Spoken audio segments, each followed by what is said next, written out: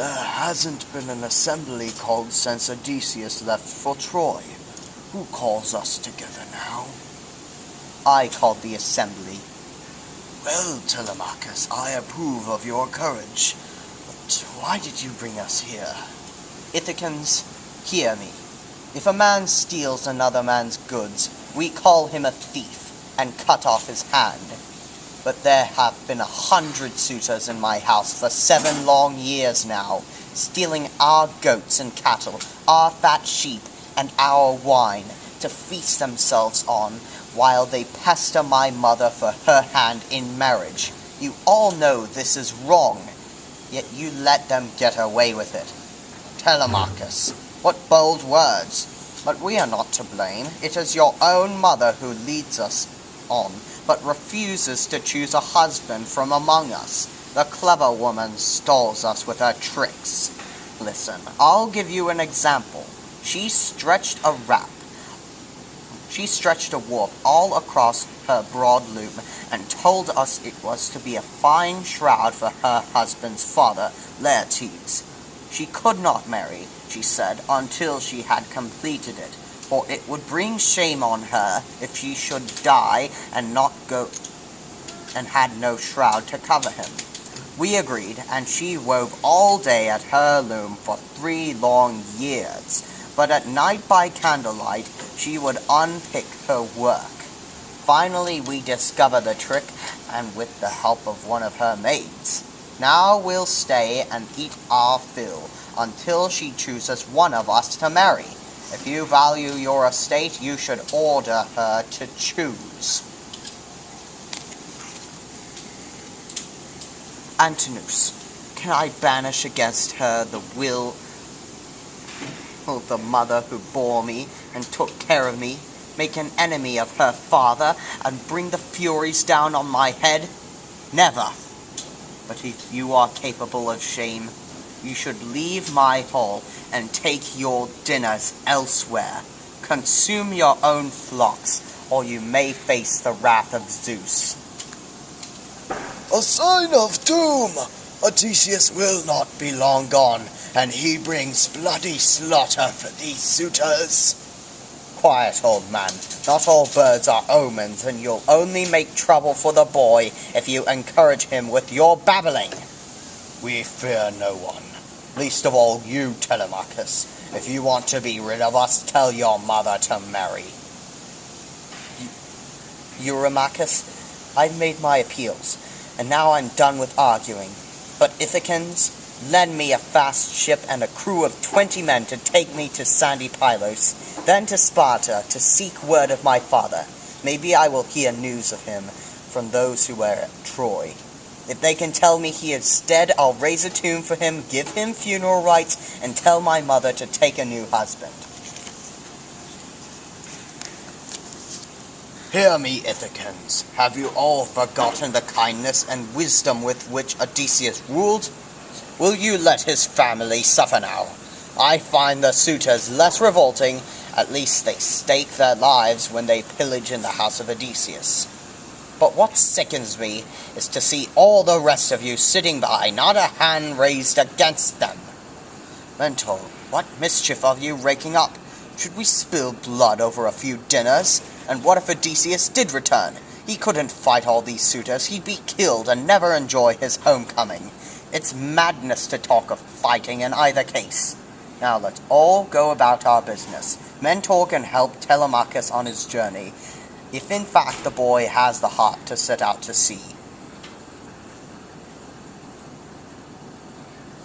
Whatever god visited me yesterday and told me to take ship in search of my father, help me. The Achaeans will do nothing.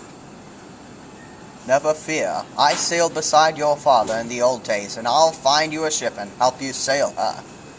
Go on home and join the suitors, but gather up provisions, wine in jars and barley meal, the staying power of oarsmen, in watertight bags. I'll find sailors to man the oars. It's a rare son who measures up to his father, and only 1 in 1,000 is a better man. But you have the heart and wit to win through.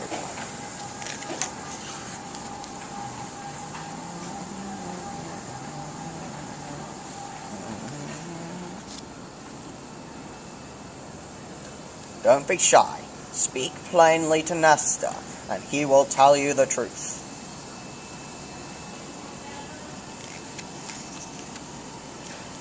Strangers, welcome, join our feast. Make an offering to Lord Poseidon, for this feast is in his honor. Lord Poseidon, whose dominion embraces the whole earth, hear our prayer. Glory to Nestor and all the line of Nelus. Good fortune to every man of Pylos in exchange for their sacrifice, and swift success to Telemachus and myself in our mission. Now that we have put aside our hunger, tell me, who are you, guests, and from what port you have sailed? Are you merchants, perhaps, or men of war? Nestor, son of Neleus, pride of Achaea, I will answer you. I come from Ithaca, but my business here is personal. I seek news of my great-hearted father, Odysseus, who fought with you at Troy. We have heard the fate of every other Achaean general, returned home or dead, and buried before the walls of Troy. But of Odysseus' fate I can learn nothing. I beg you, tell me what you know. Did you see him fall in battle, or ever hear of his end from any traveler? I pray, do not soften it out of pity, but tell me everything. My friend, you take my mind back to dark days. The Achaeans suffered many ills on that shore. I could not tell them all if you stayed with me for 5 years to listen. Even after we breached the walls and sacked the great city, the gods had more trouble in store for us. Agamemnon and Menelaus called a meeting that night, when all were drunk with wine and bloody deeds. Menelaus was calling for the ships to sail homeward immediately, but Agamemnon wanted to stay and offer hecatombs to honor Athena. The kings could not agree, and all the men went to bed angry. In the morning, Menelaus and half the fleet sailed off, myself and Odysseus among them, while Agamemnon stayed to make the sacrifice. But even among those who sailed, there was disagreement, and at Odysseus' urging, some of the ships turned back to make peace with Agamemnon. I kept on, and Poseidon favored me with a good wind, so that I arrived home first, along with King Diomedes of Argos. Thus I know nothing firsthand of the other Argive captains, but I will tell you what I have learned since from the travelers. They say Achilles' fierce Myrmidons returned safely with his son, Neoptolemus, so who too did Philoctetes, Idomeneus, and all their followers. No matter how far away you live, you will have heard the songs about Agamemnon and his gruesome death at the hands of Aegisthus. But his son Orestes avenged the murder, and proved that the line of Atreus is still strong. The Achaeans applaud Orestes, and his name will live through all time, for he has avenged his father nobly. I wish that heaven might grant me such vengeance on the insolent suitors of my mother, who plot my ruin, but the gods have no such happiness in store for me. Now that you remind me, I have heard that your mother has many suitors, who are ill-disposed toward you, and are making havoc of your estate. Do you submit to this tamely, or are the gods and islanders all against you? Who knows? Odysseus may come back after all and repay these scoundrels in full, either single-handedly or with a force of Achaeans behind him. I wish he would, but I cannot believe it will ever happen, even if the gods willed it. What foolish words, Telemachus. A god's will can save a man half a world away. Besides, suffering long years at sea is better than getting home quickly, hoping to find a knife in your back, as Agamemnon did. Well put, my friend, and that's why you shouldn't leave your house long in the hands of scoundrels. Nevertheless, before you sail home, I would advise you to seek out Menelaus, the red-haired king, in his palace at Sparta. He was the last of all the Achaeans to return, and in his travels he may have heard something more about your father.